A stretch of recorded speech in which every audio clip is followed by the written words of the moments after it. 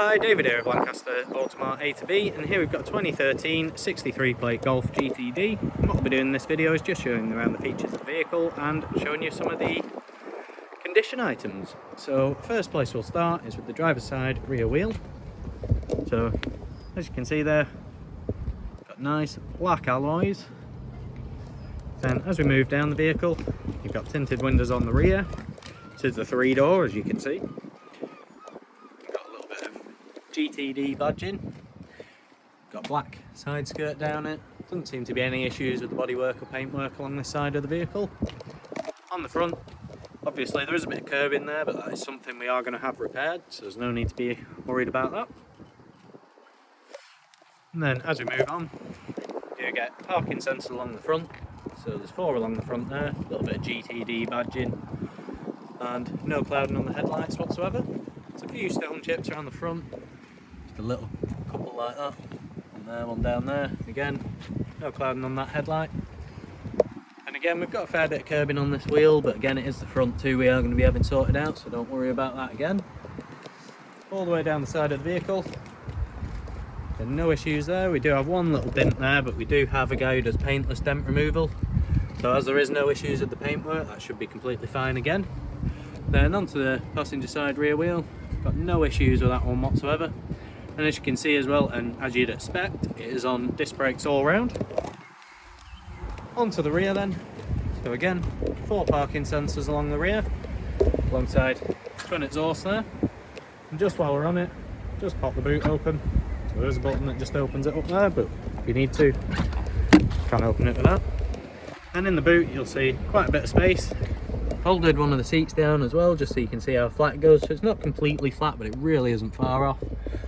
A couple of lashing points, then you've got a couple of hooks a little bit higher up, one of which is next to your 12-volt power outlet. And then just under the boot floor, you've also got space saver spare wheel. You've also got your towing eye just down there, locking wheel nut, and a couple of tools. Then moving on from the boot, just close that up. With it being 3-door, we will have to jump straight into the driver's side, but for now I'll just pop the seat back. So you can see, lovely design on the seat in the rear. You've also got a nice armrest in the middle with a couple of cup holders and a little bit of through loading as well. So just push that back. Oh, and just before I move on too far, you do get a cup holder, a little bit of storage on each side. Alright, so as we jump in, you do get electric windows up front. Also got electrically adjustable wing mirrors. I'll just leave the door open for a second. So you've also got automatic lights and a little bit of storage on the driver's side. Just get the key out of my pocket to start the engine up. So this is the automatic as well. So you do get paddle shifters and a DSG auto box, so we'll come back to that in a second though. So for now we've got the mileage, 89,848. I'm guessing with the age of vehicle, probably most of it motorway mileage. So moving on from there to the features around the wheel. So you do have your sort of trip computer controls over on this side of the wheel and radio controls. Over on the left hand side, you've again got volume on this side alongside all your cruise control, which does look to be adaptive in this with the button to adjust your distance right in the middle there. Just behind you've got your indicator stalk there with your downshifter on this side. Over on the right hand side, you do have your wipers, which do have an intermittent function, which is just that bit on the top there. And again, you've got your paddle shifter on this side for your upper gear, or you just hold it to flick it off. Moving over to the centre, just hit radio for now, just make sure the volume's down. So once it takes a second. So as far as your radio bandwidths go, you get DAB, FM and AM. Then media, you've got Bluetooth or auxiliary input. If you want to know where the connector is, it's just under there in this little storage area, just there. I'm guessing as well with it having a connector here, you could swap it out for a USB as well.